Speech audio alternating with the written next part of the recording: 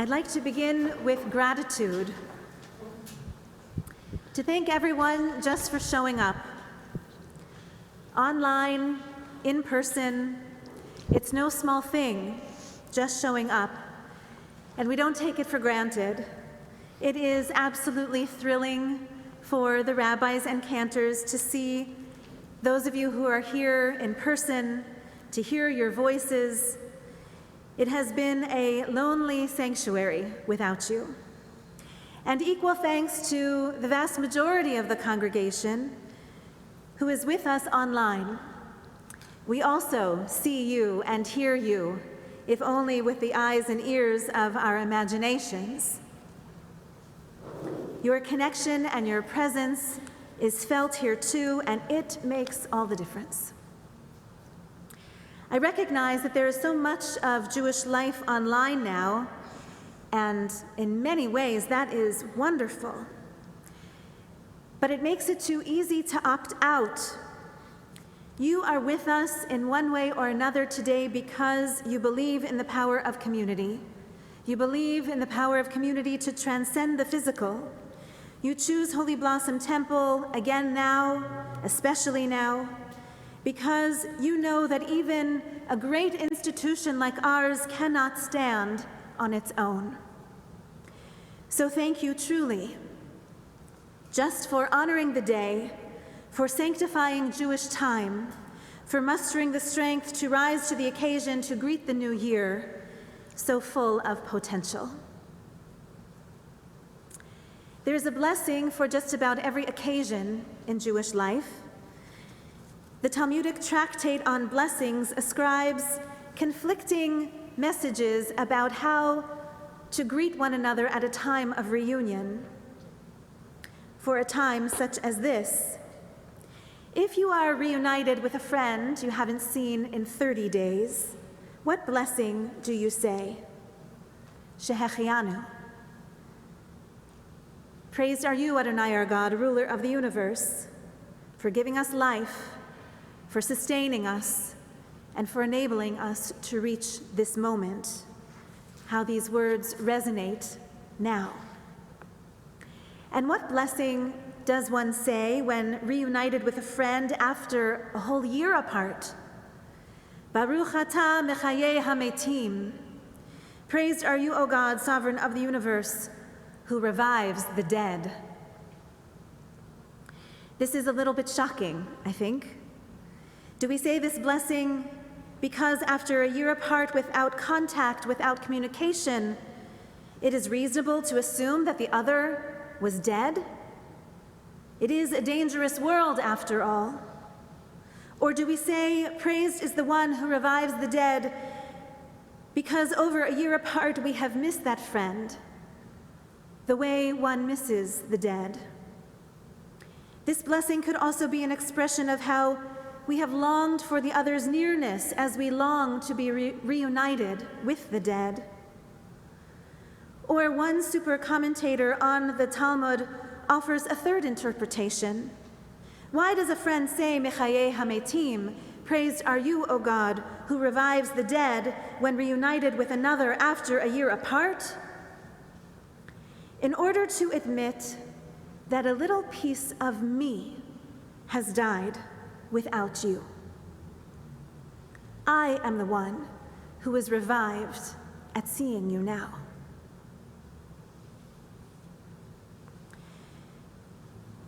Do we feel pangs like this today, on this day of reunion?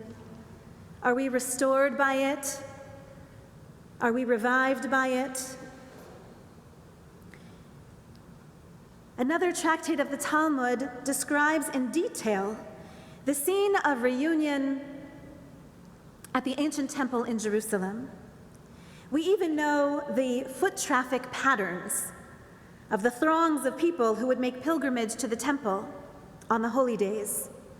It was customary for most people, the majority, to enter the gates of the temple and go around to the right, except for 4 categories. It was established that 4 types of people would instead enter the gates of the temple and go around to the left. Who were they? Anyone who was a mourner? Anyone who was under ban of excommunication? Anyone who had a sick person back at home? And anyone who had lost an object? Can you picture the scene? The majority of the crowd walking around to the right, and the minority, those individuals who are vulnerable in some way, self-select and choose to walk around to the left.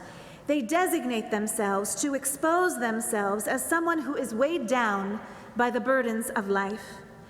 And imagine how that would feel to walk against the stream, to walk a strange path. And what happens when the two groups meet? What happens at that moment of intermingling and convergence? They see one another, face to face, panim el panim. And so there is acknowledgement. Those who are carrying one type of burden or another are seen, and their burdens become known and perhaps even shared. The Talmud goes on to describe the ritual. When the majority went to the right, they walked past those who went to the left, and they ask each individual, "Why did you go to the left?" And if the other answers, "Because I am a mourner," well, then there is a particular blessing for such a person. To him or her we say, "May God who dwells in this house comfort you now." And suddenly there is a reunion not only of two human beings, it is a reunion of three. Because with that simple blessing, by invoking God's name, all three become bound up in that moment of exchange and reunion. All three have a role to play in that moment of seeing and being seen. Now imagine all those blessings washing over the mourner. With every step, another one asks him, "Why do you go to the left?" And he answers, "Because I am a mourner today." And another few steps, and she is asked, "Why do you go to the left today?" And she answers, "Because I am in mourning." One's hard reality is declared and shared. And every few feet, another wave of acknowledgement comes, another wave of recognition, another wave of blessing, another wave of comfort. The ritual continues. When an Israelite who walked to the right among the majority meets someone who has walked to the left, we ask, "My friend, why did you walk to the left today?" And the answer might come, "Because I am under ban of excommunication." Now this is surprising. Why would the excommunicated be there at all? Because when the ancient court would assign the fiercest of punishments, excommunication, that criminal still had access to the temple on holy days. They were not banned from God. When such a person identifies himself or herself as such, the other responds with just the right blessing, saying, "May God who dwells in this house put into everyone's hearts the ability to draw close to you now." So taught Rabbi Meir, who himself was once excommunicated. Now imagine all those blessings washing over the outcasted, the one who had been so isolated, so lonely. With every step, another one looks him in the eye and welcomes him back into the community. "I see you today. You are not invisible. You are a human being worthy of a community of connection, if only on a holy day, and you are worthy of God's blessing always." When the Israelite who has walked to the right asks another Israelite who has gone to the left, "Why have you gone to the left?" the answer might come, "Because I am caring for a sick, beloved one back at home." And there is a blessing just for that person at this time. May God who dwells in this house show compassion for the person in your home. And if the sick person is barely alive, one should offer an urgent blessing, saying, "May God have mercy on her immediately." And imagine all those blessings, step after step, wave after wave, washing over the caregiver. With every meeting of the eyes, another someone offers a prayer for well-being for the loved one who is suffering. And those cumulative communal prayers together are powerful enough to give the caregiver renewed strength so that he can return home and give report of all the blessings, so that the one in the sick bed can be uplifted by them and draw hope from them too. And finally, when an Israelite would walk to the right and meet a fellow Israelite and ask him, "Why do you go to the left today?" And the answer would sometimes come, "Because I have lost an object," there would be a special blessing just for one such as this. May God who dwells in this house put into the heart of the finder the desire to return that object to you at once. Now imagine the network. As swift as social media, the temple would become a buzz with people sharing any lead they might have, everyone inquiring, everyone joining in the quest to discover that lost property and restore it to its rightful owner. In fact, the Talmud records that Elazar ben Hananiah had lost a Torah scroll, which he had bought for 100 minas, no less. And so when he ascended the Temple Mount on the holy day, he went round and round from the left, and he would not stop until eventually someone came across him to report, "Your Torah, Rabbi, has been found." So, good people, why do I share this ritual with you now? The ancient temple no longer stands in Jerusalem for 2,000 years or more. The choreography of walking to the right or to the left, that has all been lost to us long ago. And that script of questions and answers and accompanying blessings, that has fallen away from our Jewish rituals. But the human need to be greeted uniquely, that still stands. And we need it today, more than ever. The human capacity to see another, to listen to another, to acknowledge another person's unique story, all that still stands. But we are doing less and less of it all the time. Our worlds, by necessity, have grown much smaller now. All the lonely people. And so today we must recommit ourselves to that human capacity for real reunion. On this holy day, every one of us walks to the left. And I want to acknowledge everyone who is mourning someone or something. Today, every one of us has, to one degree or another, experienced isolation, loneliness, solitude, as if banned from the community. And today, every one of us is a caregiver to a dear one who is sick or sad or both. Today, every one of us is searching for something that has been lost, something that we want back.